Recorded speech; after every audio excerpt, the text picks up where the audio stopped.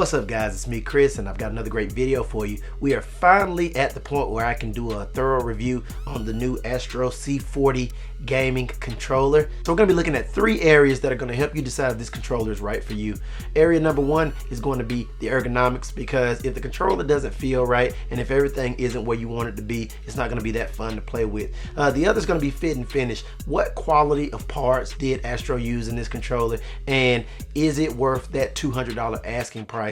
And number three overall is functionality, because at the end of the day, is the input there when you hit a button? Is it doing what you need to do, especially with a controller like this that goes from wireless to wired mode with the flip of a switch? So we're going to dive right in. First thing you're greeted with when you get this controller is you get the C40 in nice packaging. Astro does an amazing job with the presentation. Right up front, you see that this is a certified product from PlayStation, so you know it's going to be good. You get the controller right on front of the box. On the side you get the C40 brand. On the back it shows you how you can swap out the different modules in the controller, and then on the other side it just kind of shows you a half image of the actual controller. Once you remove that from the top, you're greeted with an actual diagram of the controller, which looks really amazing, and the box art is really good. If you've had any other Astro products, you'll know this very well, because all Astro products look very similar in that way. Just really nice attention to detail from a packaging standpoint. Once you actually get into the package, you get that familiar Astro orange, and then you're presented with the actual, I call it a hard soft case. It is a hard case, but you're presented with this hard case once you get into the box. It does have the Astro A with the star on it, and it's really nice for the most part. Not my favorite case, but it's better than nothing. Once you unzip this case, you're presented with the actual controller itself, which is really nice. I have mine in a different setup now. I have it set up like the Xbox controller, which is how I really like to play, especially because I do a lot of FPS games. You might like your controller set up more in the parallel setup. I like mine in the offset, which is more of what you get with the Xbox 360, Xbox One. I just think that that's a superior setup for FPS gaming. Now, there is a caveat that nobody's talking about with this controller that I want you to be aware of. Stay to the end and I will talk about it, and I'm going to discuss it in length. But once you pull this out, you are greeted with just a really good controller. Everything, the touchpad, everything feels premium, nice soft touch materials. The buttons are a little slick right out of the packaging, I'm going to be honest with you. Both the concave and the convex buttons, even though there is some stippling here, supposedly for grip, you slide right off. So that's something you do need to get comfortable with. The L1, L2, R1, R2 buttons are fine. On the back, you get these very long paddles, and you get a programmable button that you don't need to do anything with, but just hold it down for about 5 to 6 seconds, and whichever face button you click will be, and you can click that side paddle and it will adapt whatever movement that face button has. This will adjust your trigger pull on these two. So short and long, you just slide it down for longer, slide it up for shorter. And then up top, you get two programmable modes. And let me make sure I'm looking at that correctly. So you get a 1 and a 2. I'm in mode 2 right now. And then you also get something here where you can go wired or wireless. Also inside this package, once you remove this foam, you get some other face buttons. There is a spot for another D-pad and for a disc that you would use, which they should have given us for this price point. They did not. One other thing while I'm looking, you guys, and I apologize, I use Astro A50s, but you can plug a headset directly in via 3.5mm audio jack. What I do like a lot is how everything kind of conforms and stays together. You get this little tool, that way you can take the faceplate off to swap out the modules. I think that's really nice. You also get this dongle if you want to do the wireless mode, and you get this extremely long micro USB cable that goes directly to the PlayStation, which is really nice as well. Now this controller does operate in the 2.4 gigahertz space, which I'm okay with, but I wish it would have been 2.4 and 5 gigahertz space, because we really do need to be switching over to 5 gigahertz space right now, especially if we do plan to use this with the PlayStation 5 and beyond. So that's going to limit this controller a little bit, in my opinion. I don't know why it's not in the 5 gigahertz space. If somebody does know, please let me know in the comment section. Once you get this out of the way, just looking at fit and finish and ergonomics together, this thing's really nice. Now, these buttons are not magnetic. You can pop them off and you just follow the groove and then pop it back in, and it'll pop in just fine. So that's fine. I am using offset analogs. This one's longer than this one, and that's how I like to play. But overall, the fit and finish is fine here. I mean, I've played with it for over a week now. It doesn't get really oily with my hands, and my hands sweat. It doesn't get really dirty and grimy. Plus, an added bonus is if you do start to get any dirt accumulation, you can just take this faceplate off really easily, those 4 screws with the tool that comes with it, and clean it, blow some air in there, and you're ready to rock and roll. So that's outstanding. All the buttons feel precise. Everything has a nice tactile feel to it, which I really like a lot, and I'm really happy with it. Even the D-pad. Face buttons I like as well. So overall, you know, I think this thing is really awesome from overall functionality standpoint. Fit and finish is amazing, and it's got really good ergos. Some people were complaining that this controller was really big in the hands. I like the size of it personally. I will again at the end tell you the things I don't like, but overall I think it fits well in the hand, and you're not going to get hand fatigue. I always thought that the PlayStation controller was slightly too small. I wanted it to be a little bit bigger or a little bit more angled out. So I do like this a lot, and I think it was well thought out as far as where your fingers land.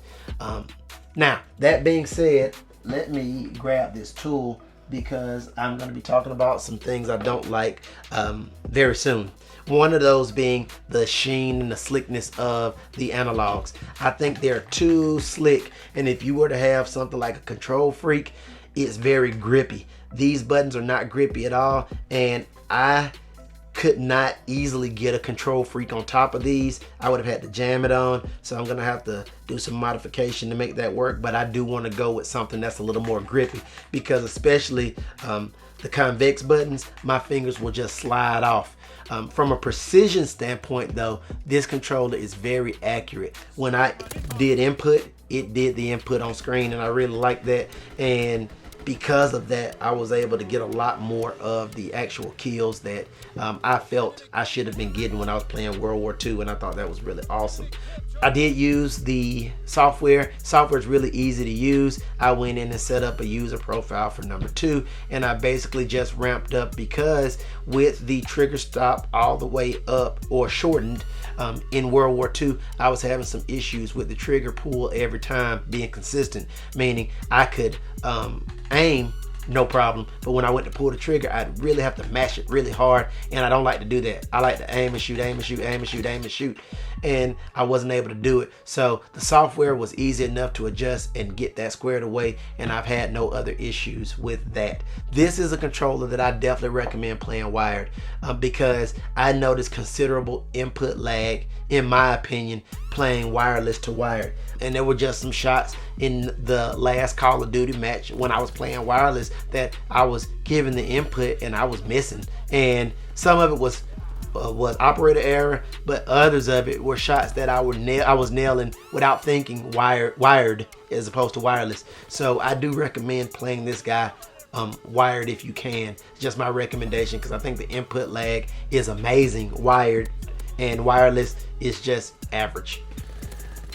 Another thing that I want to get to, I talked about, those are 2 things that I don't like. The wireless I could care less about, and the slickness of the buttons. But the biggest thing for me, and the most damning thing about this controller, is I think that these 2 back buttons are too large, like way too large. And hear me out for a second, because some of you might like that, but I think that's a weakness. When you are playing this way as opposed to playing this way, look at how my grip changes. Pay attention. Look at how my grip changes. So as my grip changes, you can start to see my birdie finger coming under when I'm up here, as opposed to when I'm over here in a normal traditional PlayStation setup. And what happens a lot in game, I found, when you're playing the Xbox style, and you go up here, this button is so big, and I'm gonna turn my hand around, but you see my finger is all the way on it. So a lot of times when I'm mashing and this button is so long, I'm mashing this button too. And this is my knife or melee attack. So a lot of times when I'm aiming, I'm meleeing by accident. So what I found, unfortunately, is when I play this way, I have to turn this button completely off so that it doesn't register any input, because it just is too, my finger's too on it. And I think some of you probably are having or will have the same issue, but I haven't seen anybody talking about that in the reviews. Now, if you're playing in the traditional PlayStation mode, which is like this, notice where my finger is now. It rests higher and it sits just off the button. So there's a lot less of an issue because more of the controller's just sitting on my hand and I'm gripping it with these two guys. And it's just a lot more, it's a lot less likely for me to hit that button by accident. Whereas again, I'm gonna try to show you when I ease up on it how my grip changes and I'm completely engulfing that button. So I think that's an issue with the design, and hopefully in a version 2 they shorten these, because these are great, but they either need to come down a little bit or notch that angle off, because it's just too much into your grip angle and you will tap these by accident if you're not careful. My 2 cents on that. All right, so the last thing I want to talk to you about is once you actually get into the controller, really basic and really easy. You just screw these and they don't come out. They stay seated, which is awesome, inside of the faceplate. And hopefully they start to give you the option to customize faceplates really soon. This guy should pop right off and boom. And you can take all of these modules out, and the modules are lined up so that you can see inside of the module there's a dot, there's a magnet, there's another magnet that kind of helps you lock those pieces in, and those are just magnet points, and they will lock these in based here and here. So really nice. You can set this up any way you want. I mean, you could set it up like this if you wanted to. I don't know why you want to do that, but you could. Just completely up to you. Again, I like the offset from the Xbox. I think it fits really good, but this controller being a little larger is also very comfortable playing it like a traditional PlayStation setup. So it's just, again, whatever you want to do with it. And make sure I put these in right, guys. Sorry. So it's just kind of however you want to play this. And this is very comfortable as well. And if you do want to use both of those back buttons without any false inputs, I definitely recommend in the PlayStation setup, or as they call it, parallel as opposed to offset. So just my opinion on this controller, guys. If I had to give it a score out of 5, I would give this one a 3.5 out of 5. I think it's an amazing controller, very close to perfect. I like it a lot. I know it's going to be durable.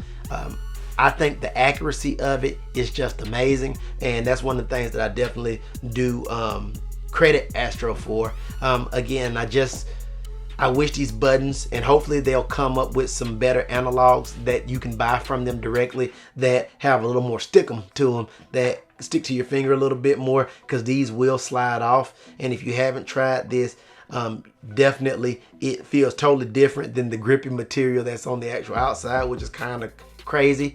I don't understand what happened there, but overall, 3.5 out of 5 I think is a great score. I highly recommend this controller. At $200, I think it should be better. At $200, I think that we should have gotten the rest of those, the disc and an extra D-pad. I think we should have gotten more options right off the bat. For these, they should at least given you a tacky option and a slicker option, and I would have been a little bit more satisfied, because that's a lot of money to spend on a controller. unless you just got it like that. And if you do, you know, salute. So anyway, guys, that's my opinion. That's my review of this controller. Should you pick it up? If it goes on sale, definitely. If you've got some stuff to trade in that you can barter and get it, I think it's going to be a great controller. I could not imagine it not being available or able to be used on the PlayStation 5. It'll probably be able to be used with no issue, especially wired. I have not tested it on PC because I don't play PC games, but it should work on PC with no issue right now.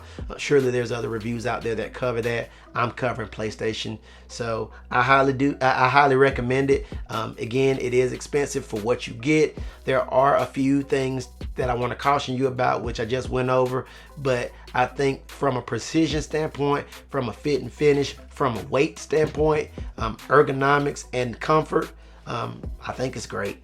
Comment, like, subscribe. Thank you so much for watching, you guys. I don't know if you could tell or not. I'm going through some things, trying to work through it, but I really wanted to get this video out because I wanted to make sure you know my opinion, because I know some of you were on the fence about buying and you want to hear from me because you know, I know a little bit about controllers. So I'll see you in the next video. Thank you. Y'all have a good week.